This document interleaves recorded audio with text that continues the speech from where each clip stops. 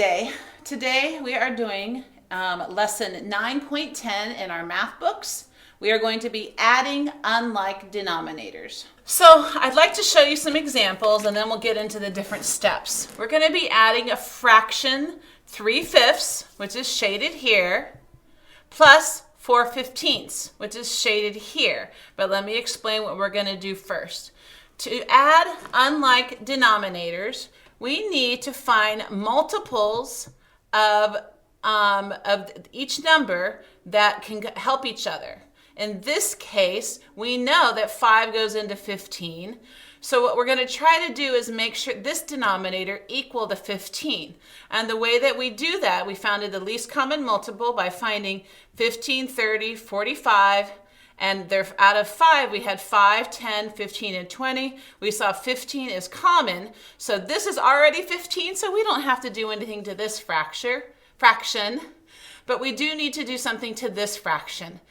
And what we're going to do is make this 15. So 5 times 3 is 15. And then we have to do whatever we do to the bottom, we have to do to the top also. So we're going to times 3 here also, which is going to equal 9/15. And you'll see this is 9/15, and it looks exactly like 3/5. It just has more parts. So we would call that an equivalent fraction. So now that we have 9/15, and then we're going to add 4/15. Since our denominators are the same, all we're going to do is add our numerators. 9 and 4 is 13. 13/15 would be our answer. And we always need to check for simplest terms, but I don't know of anything that goes into 13 and 15, so the fraction can stay exactly how it is. So now let's move on and look at the steps and how to do this. All right, so the steps that we need to do as we add unlike denominators is we have our problem. We look for the least common multiples. Now this is different than the denominators. We're looking for 12 times 1, 12 times 2, 12 times 3. And then we're looking at 4s. 4 times 1, 4 times 2, 4 times 3, 4 times 4. And we keep doing that until we can find the common one.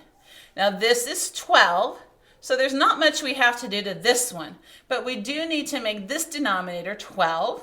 So how would we do that? We're going to rewrite this fraction by multiplying times 3.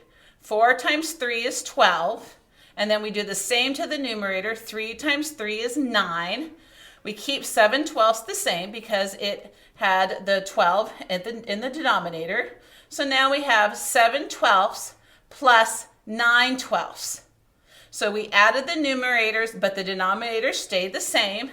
Now here, 16/12 is an improper fraction. We can't leave our answer like that.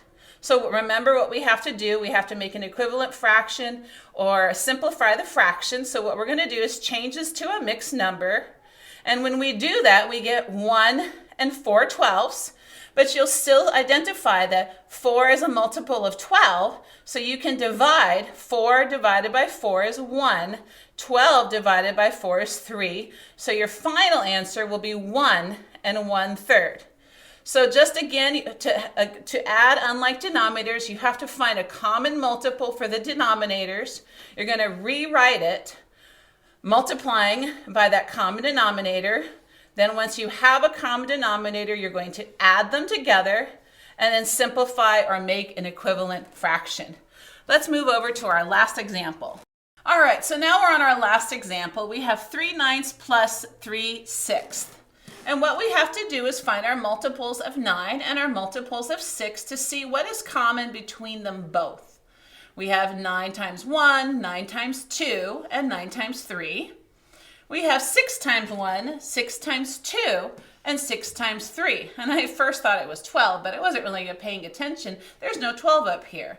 So our multiples that are the common is 18. So we need to make this denominator 18 pieces, and we need to make this denominator 18 pieces. So we have to find out how many times does 9 go into 18? Well, it goes 2 times, but whatever we do to the denominator, we have to do the same to the numerator. So that's going to give us 6/18. 3 times 2, and 9 times 2. So here, how many times does 6 go into 18? Well, 3 times. So 6 times 3 is 18, and 3 times 3 is 9. Then we add them, 6 18ths plus 9 18ths. We leave the denominator the same, and we just add our numerators. 6 plus 9 is 15.